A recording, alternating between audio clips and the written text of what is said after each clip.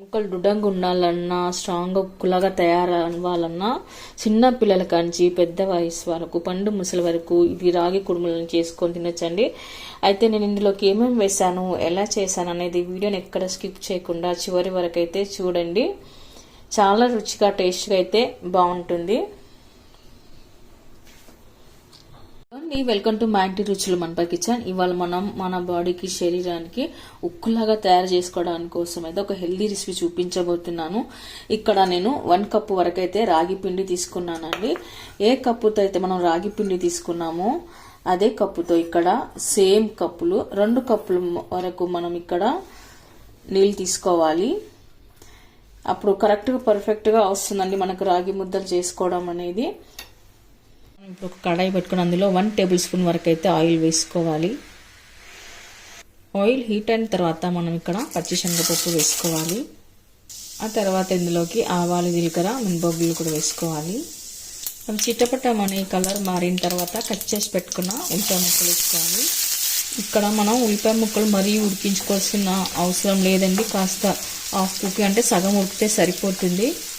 ఆ తర్వాత మనము చిన్నగా కట్ చేసి పెట్టుకున్న పచ్చిమిరపకాయలు, కట్ చేసి పెట్టుకున్న కరివేపాకు ఇవి వేసుకొని కలుపుకోవాలి.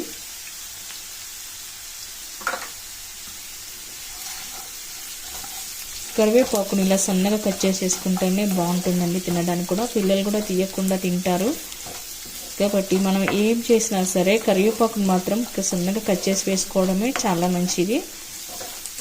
ఇలాంతా ఒకసారి కలిపి పెట్టుకున్న తర్వాత ఇందులోకి మనము సన్నగా తురిమి పెట్టుకున్న క్యారెట్ వేసుకోవాలి. ఇప్పుడు క్యారెట్లోని పచ్చి వాసన పోయే వరకు మనం కలుపుకొని పెట్టుకుందాము.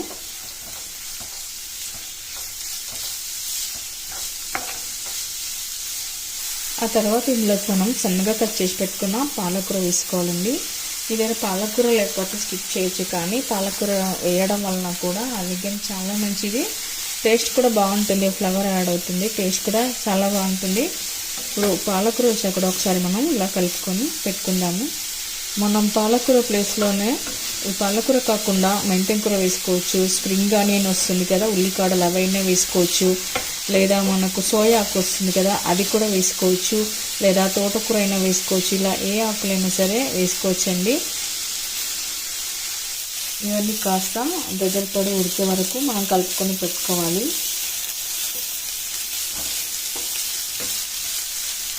ఆ తర్వాత ఇప్పుడు మనం పైన సన్నగా కట్ చేసి పెట్టుకున్న కొత్తిమీర వేసుకుందాము. ఇది కూడా ఒకసారి కలుపుకొని పెట్టుకోవాలి. ఆ తర్వాత ఇందులోకి మనం రుచికి సరిపడా ఉప్పును వేసుకోవాలి. ఇప్పుడు ఒకసారి కలుపుకొని పెట్టుకుందాము.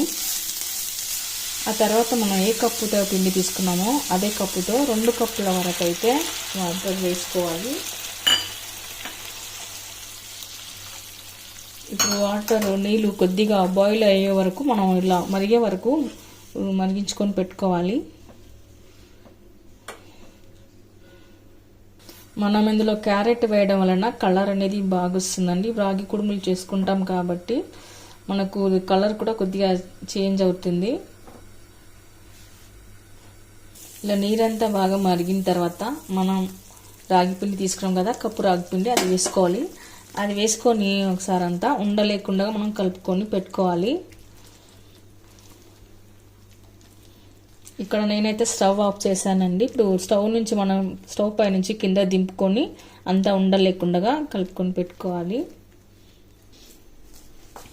ఇలా అంతా మనం తీసుకొని కలుపుకొని పెట్టుకోవాలి.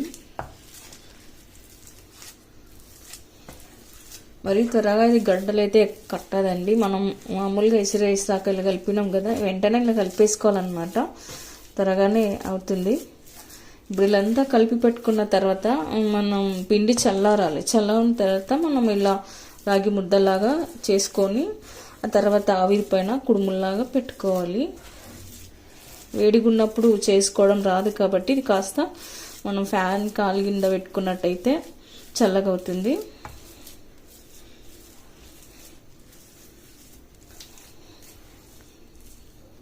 చూడండి, నేను వేసిన నీళ్ళు కరెక్ట్గా సరిపోయింది.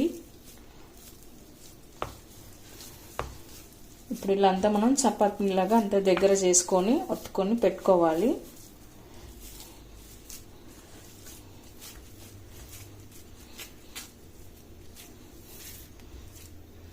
ఈలోగా మనం ఆవిరి పట్టించుకోవడానికి కడాయి పెట్టుకొని అందులోకి నీరు వేసుకోవాలి.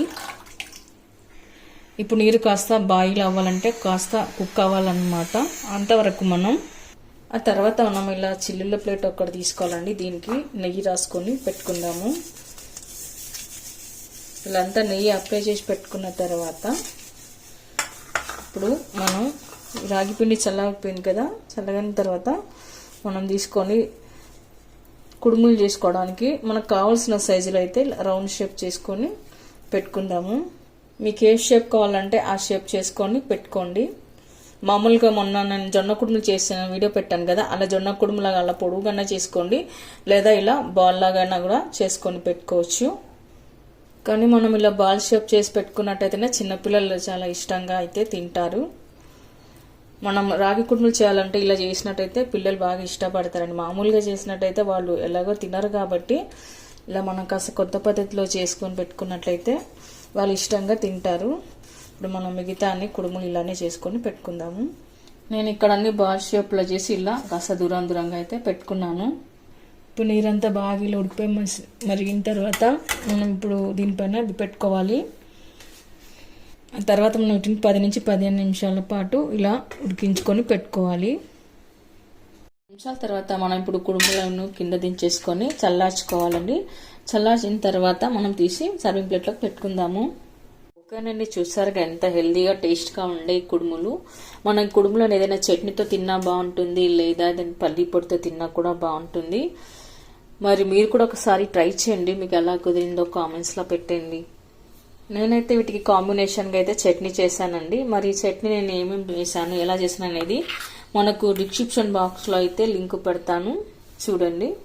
దీన్ని మనం మార్నింగ్ బ్రేక్ఫాస్ట్లోకి చేసుకోవచ్చు, అలాగే లంచ్ బాక్స్లో కూడా చేసుకోవచ్చు అండి. మార్నింగ్ కానీ ఈవినింగ్ కానీ నైట్ టైం కానీ డిన్నర్ టైం కానీ ఏ టైంలో అయినా సరే మనం వీటిని తినేయచ్చు. ఆరోగ్యానికి కూడా చాలా మంచిది. మరి మీకు ఎలా కుదిరిందో కామెంట్స్లో పెట్టండి. తప్పకుండా మన ఛానల్ని సబ్స్క్రైబ్ చేయండి. Thank you for watching.